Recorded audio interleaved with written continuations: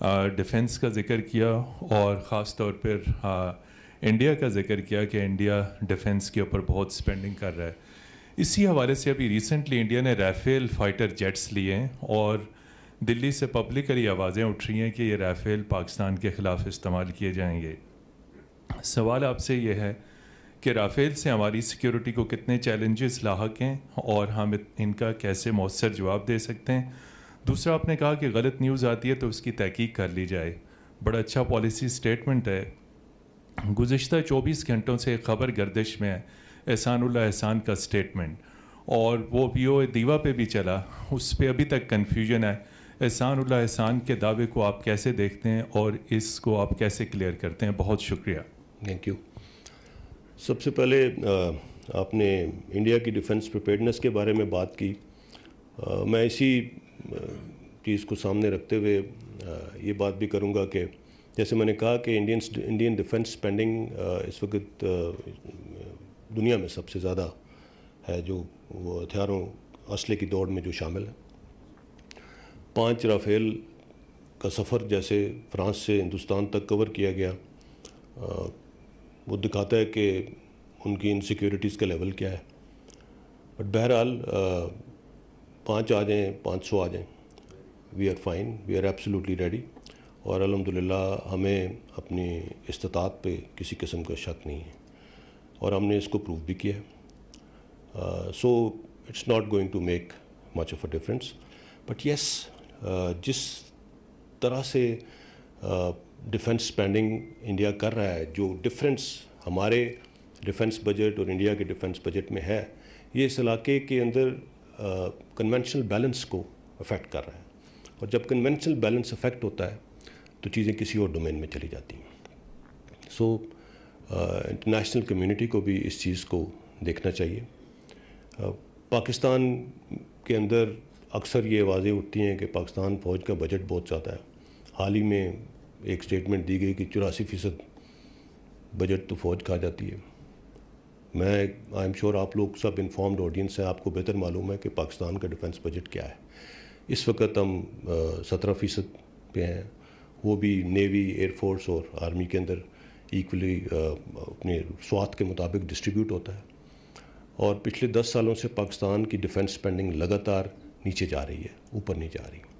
और पिछले 2 सालों में तो जो डिफेंस बजट है उसने जो हम एक इन्फ्लेशन का एक क्वेश्चन रखते थे वो भी नहीं लिया.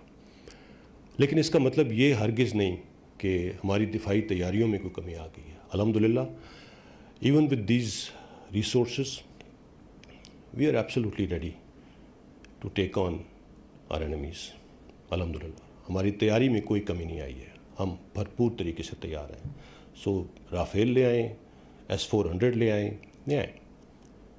We have our own preparedness and we have our own answers to everything. जी, एहसानुल्लाह एहसान, सॉरी, एहसानुल्लाह एहसान के बारे में जो ये कमेंट आया, जो भी एलिजिड ऑडियो टेप जो एहसानुल्लाह एहसान की है और इसके जो क्लेम्स और एलिगेशन हैं, they are absolutely baseless, absolutely baseless.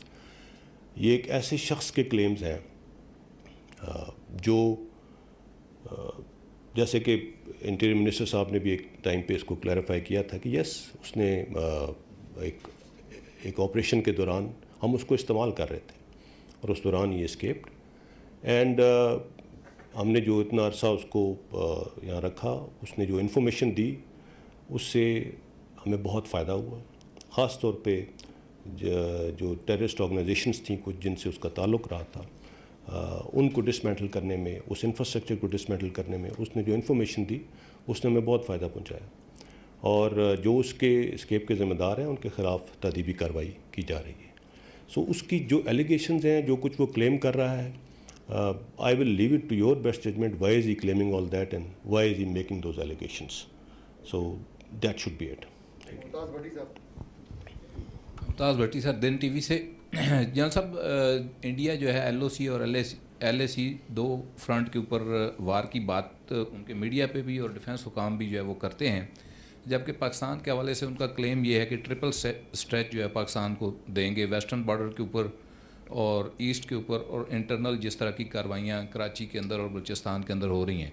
تو اس کے حوالے سے ہماری جو ڈیفینس اسٹریٹجی ہے اور ڈپلومیٹک جو اسٹریٹجی ہے اس کو ہائی لائٹ کرنے کے حوالے سے دونوں کے اوپر ذرا آپ اپنے کمنٹس دے دیجیے گا کہ اس کے حوالے سے ہمارا ڈیفینس پوائنٹ آف ویو کیا ہے. دیکھیے ایز فار ایز انڈیا کی انگیجمنٹ LAC پہ ہمارا اس کے ساتھ کوئی تعلق نہیں ہے، نہ ہی ہماری اس میں کوئی مداخلت ہے. وہ ایک سیپریٹ فرنٹ ہے جہاں پہ وہ ان کی اپنی لڑائی لڑ رہے ہیں. جہاں تک پاکستان کو ٹرپل اسٹریچ میں ڈالنے کا تعلق تھا تو پچھلے 20 سال میں جو ہم نے جنگ لڑی ہے الحمدللہ ہم نے ان کے ان تمام عزائم کو ناکام بنا دیا ہے. اینڈ جو ڈائریکشن اس وقت ہماری ہے، جس سمت میں ہم چل رہے ہیں اور جس طرح سے ہم نے اس چیلنج کا مقابلہ کیا ہے اور جس طرح سے اس چیلنج کو ہم نے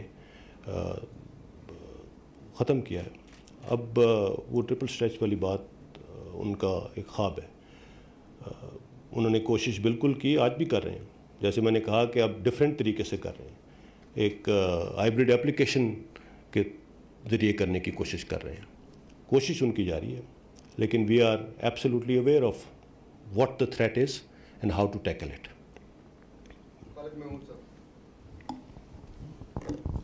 thank you very much sir. صاحب Khalid Express T V. General صاحب ایک نیا نقشہ چند دن پہلے حکومت کی جانب سے جاری کیا گیا جس کو پولیٹیکل میپ کا نام دیا گیا. جی آپ کیا سمجھتے ہیں کہ اس سے جو کشمیر کے اوپر نئی لائننگ کی گئی اس سے کشمیر پر کیا اثرات مرتب ہوں گے؟ دوسرا یہ ہے کہ اس کے بارے میں بہت ساری کنفیوژن پیدا کی گئی، بہت سارے جو میڈیا کے لوگ ہیں ان کو غلط قسم کی جو وہاں پہ انفارمیشن دی گئی، اس کے بعد یہ کنٹروورشل بن گیا اور اس کو بنایا بھی گیا. آپ کیا سمجھتے ہیں کہ انٹرنیشنلی ہم نے کیا گین کیا اس کے اوپر؟ دیکھیے جہاں تک اس نئے نقشے کا تعلق ہے، it is an assertion of our claim and an expression of our intent. That is what it is. ہم نے پوری دنیا پہ یہ واضح کیا ہے کہ یہ ہے پاکستان اور پاکستان کے ٹیریٹوریل کلیم جہاں پہ ابھی تک ڈسپیوٹ چل رہا ہے، اور یہ ایک آنے والی نسلوں کے لیے بھی ایک مشعل راہ ہے کہ this is where we have to go, this is what Pakistan is all about. So اس کے اندر اس کو نہ تو یہ متنازع بنا ہے، نہ کوئی ایسی چیز ہے. یہ پاکستان کا پولیٹیکل میپ ہے، just a reassertion of what our claim is, and this claim has always been the same ever since Pakistan came into being. There is no change in that. Thank you.